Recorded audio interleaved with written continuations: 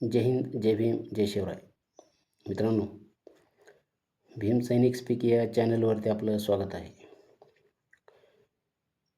एकेकाळी वीर सावरकर यांनी ते हयात असताना एक विधान केलं होतं मित्रांनो, की हिंदूच हिंदूचा शत्रू आहे. मला ना इंग्रजांची भीती वाटते, मला ना मुस्लिमांची भीती वाटते, मला हिंदूंचीच भीती वाटते. ते असं का म्हणाले होते त्याचं एक खूप मोठा चिंतनाचा विषय आहे. मित्रांनो,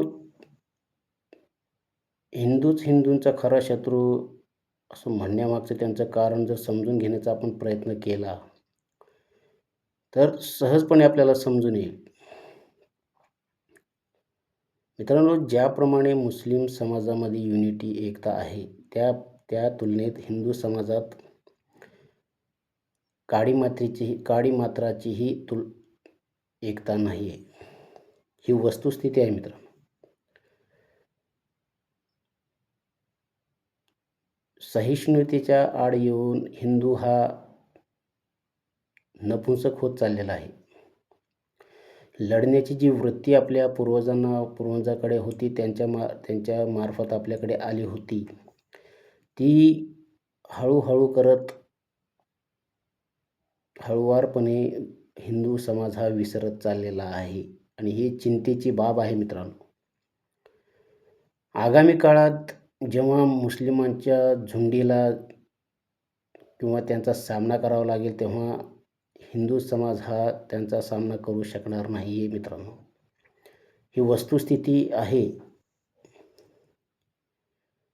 जागलेल्या हिंदूंना याची जेवढ्या लवकर जाणीव होईल आणि त्याच्यावरती प्रयत्न केले जातील तेवढं चांगलं. कारण हिंदू समाज हा पळपुटा होत चाललेला आहे मित्रांनो. लढण्याची वृत्ती विसरत चाललेला आहे. हे कुठेतरी थांबलं पाहिजे. मित्रांनो, 2022 घटना घडली होती मित्रांनो. बीजेपीची नेता नुपूर शर्मा हिने इस्लाम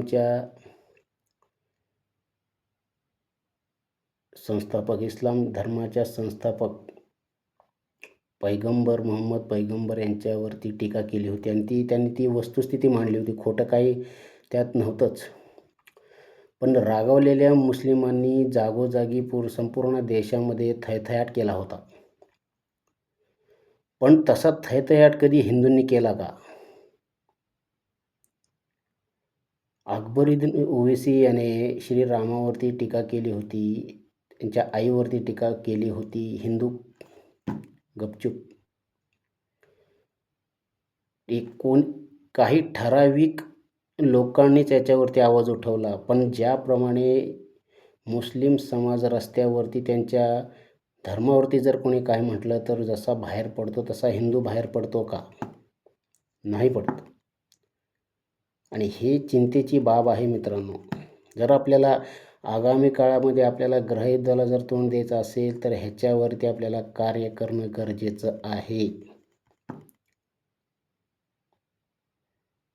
मित्रांनो, महाराष्ट्राच्या प्रत्येक जिल्ह्यात तालुक्यामध्ये मस्जिदी निर्माण झालेल्या आहेत आणि हे एक लक्षात घ्या, जिथे जिथे मस्जिदी तिथे मुस्लिम वस्त्या आणि या मुस्लिम वस्त्यांच्या आजूबाजूला जो हिंदू समाज आहे तो डेंजर झोनमध्ये आहे मित्रांनो. कुठल्याही जिल्ह्यामध्ये जावा, तुम्हाला अशी क्षेत्रे भेटणे आहे जिथे मस्जिदे मुस्लिम समाज, दुसऱ्या अर्थात म्हटलं तर छोटा पाकिस्तान,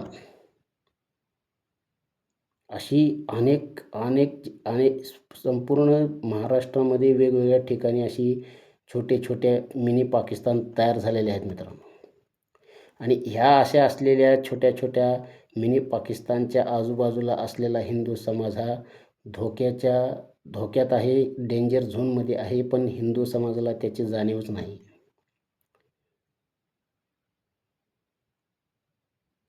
आणि ही चिंतेची बाब आहे मित्रांनो. अमरावतीमध्ये नुपूर शर्माचा मी इथे उल्लेख केला. अमरावतीमध्ये तिचं स्टेटस ठेवल्यामुळे उमेश कोल्हे नावाचा एक मेडिकल चालवणाऱ्या व्यक्तीला मारण्यात आलं. हिंदू समाज उठला, आवाज उठवला. हे ऐका आणि ही जागलेल्या हिंदूंसाठी हा हा मेसेज आहे की तुम्ही दिशाहीन काम करत आहात. दिशाहीन.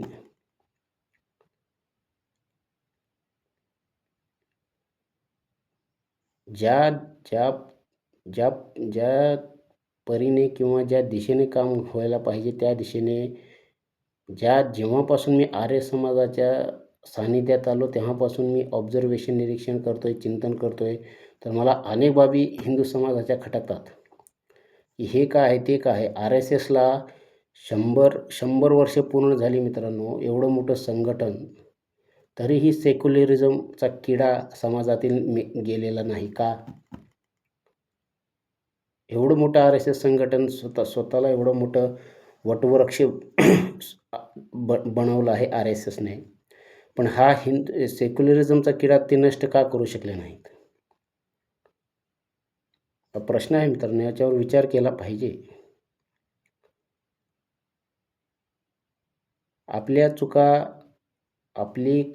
आपण कुठे कमकुवत आहोत हे जाणून घेतल्याशिवाय आणि त्याच्यावरती काम केल्याशिवाय आपण या मुस्लिमांच्या